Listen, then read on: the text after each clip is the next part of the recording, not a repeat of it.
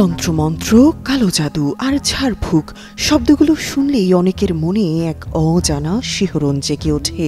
কেউ কেউ অলৌকিকতায় ডুব দেন গভীর বিশ্বাসে, আবার কেউ দেখেন নিছকই লোককথা হিসেবে। যদি আপনার মন তন্ত্র সাধনা, আধ্যাত্মিকতা বা প্রাচীন লোককথার গভীরে প্রবেশ করতে চায়, তাহলে মায়ং গ্রাম আপনার জন্য এক অনন্য গন্তব্য। ভারতের আসামের বুকে অবস্থিত এই মায়ং গ্রামটি ভারতের কালো জাদু বা তন্ত্র সাধনার রাজধানী হিসেবে পরিচিত। এই গ্রামটি শত শত বছর ধরে রেখেছে এর রহস্যময় ঐতিহ্য। লোকমুখে প্রচলিত আছে যে একসময় এখানে উড়ন্ত মানুষ, অদৃশ্য হবার মন্ত্র বা বন্য পশু বশ করার মতো অলৌকিক ঘটনাগুলো ছিল নিত্যনৈমিত্তিক ব্যাপার। আজও মায়ং তার প্রাচীন তন্ত্র চর্চা ও আধ্যাত্মিকতার জন্য বিখ্যাত।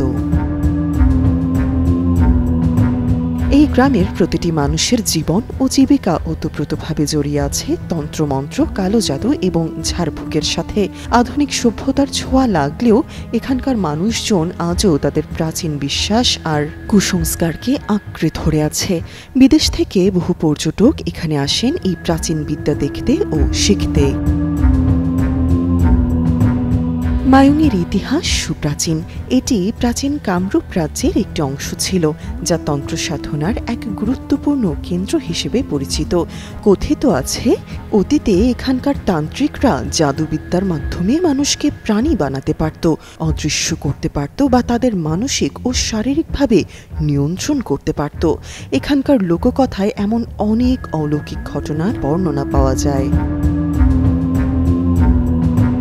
তবে মায়ং শুধু কালো জাদুর জন্য নয়, আয়ুর্বেদিক চিকিৎসার জন্য সুপরিচিত।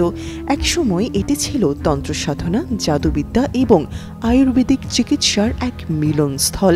এখানে বহু তান্ত্রিক গুরু ও সাধক তাদের অলৌকিক ক্ষমতা প্রদর্শন করতেন বলেও জনশ্রুতি আছে। পর্যটকদের জন্য এখানে একটি মিউজিয়াম তৈরি করা হয়েছে, যেখানে কালো জাদু, তন্ত্র সাধনা এবং প্রাচীন আয়ুর্বেদিক চিকিৎসার বিভিন্ন নিদর্শন সংরক্ষিত রয়েছে।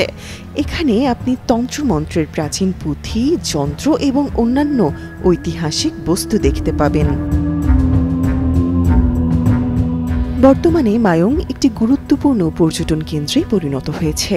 দূর দূরান্ত থেকে মানুষ এখানে আসে এই রহস্যময় গ্রামের ইতিহাস ও ঐতিহ্য সম্পর্কে জানতে। যদিও আজকাল এখানে কালো জাদুর চর্চা প্রায় বিলুপ্তির পথে, তবুও মায়ং তার নিজস্ব রহস্যময়তা নিয়ে আজও দেশ বিদেশের মানুষকে আকর্ষণ করে চলেছে। প্রকৃতির কোলে অবস্থিত এই মায়াবী গ্রামটি একই সাথে ভৌতিক এবং মনোমুগ্ধকর বটে। তামান্না তাবাসসুম শ্রেয়া, যুগান্তর নিউজ।